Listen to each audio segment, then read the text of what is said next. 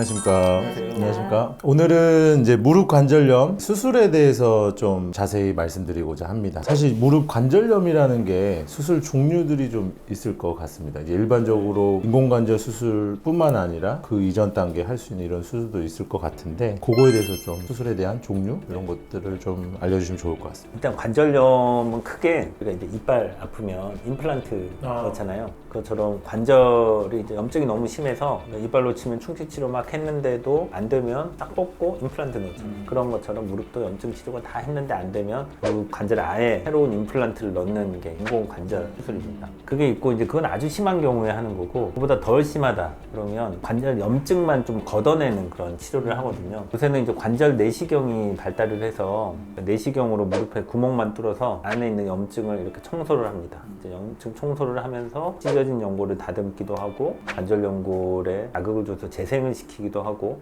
뭐 이런 수술이 있고요. 그런 다음에 이제 중간 단계로, 그러니까 인공관절까지는 아니지만 그렇다고 이제 염증 걷어내는 걸로만 하기에는 조금 심한 관절염이 있는 경우가 있어요. 그거는 다리가 휘어 있는 경우가 같이 있으면 휘는 다리를 펴주는 수술, 교정술을 하죠. 그래서 크게 보면 인공관절이 있고 교정술이 있고 그다음에 내시경으로 하는 염증 제거술, 뭐 이런 정도를 생각하시면 될 것 같습니다. 지금 말씀하신 것처럼 이렇게 대략 관절염의 진행 정도 수준에 따라서 아마 말씀하신 수술들이 결정이 될 것 같은데, 그럼 사실 뭐 관절염에 관련한 수술이지만 수술별로 약간의 목적도 조금 다르기도 하겠네요. 인공관절 수술은 아까 설명드렸지만 관절을 아예 통으로 바꿔서 새로운 걸 껴넣는 거기 때문에 끝판왕이죠. 아주 심한 경우에. 그래서 이 수술이 잘 되면 더 이상 아프지는 않습니다. 대신 자기 게 아니니까 좀 불편감이 있죠. 끝에 하는 거고, 그 전에는 관절염이 초기 좀 약간 있고 연골이 조금 찢어졌다 그러면 이런 거는 살짝 걷어내기만 하고 다듬어 주면 통증이 줄어들거든요. 이런 거의 목적은 이제 통증을 살짝 제거하고, 그다음에 이제 교정술은 휜 다리 때문에 관절염이 악화되는 걸 좀 막으려고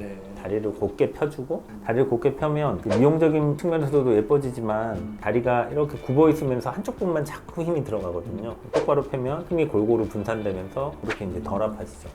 이런 목적의 차이가 좀 있을 것 같습니다. 간호부장님 상담하다 보면 말씀하신 마지막 인공관절 수술까지 안 하고 싶어가지고 교정으로 하면 안 되냐 임원분들도 꽤 많을 것 같은데, 아마 이제 교수님이 뭐 진단하에 또 상담하시겠지만 그런 분들이 굉장히 많나요? 그런 분들보다는 그 전에 교정술을 이제 하라고 할 때 인공관절을 하기에는 너무 이제 시기가 이르고 그 전에 교정술을 먼저 해보자고 했을 때 오히려 그냥 인공관절을 하면 되지 않냐라고 오히려 데려묻는 경우가 오히려 많고요. 인공관절을 이제 하자고 하면은 교정술이라는 건 일단 핀을 받고 좀 크다고 생각을 하기 때문에 수술을 그냥 아예 안 하고 사는 방법이 없냐, 수술을 안 하고 이제 주사 치료로는 뭐 방법이 없냐, 약물 치료는 없냐라는 질문을 훨씬 많이 합니다. 이렇게 뭐 관절염이 있을 때 수술하고 나면 결국은 수술을 하려는 이유는 결론적으로 원래 갖고 있는 이 불편감들을 해결하는 거라고 생각이 드는데, 실제로 그런 증상들의 어떤 수술 이후의 효과 이런 것들은 좀 어떤가요?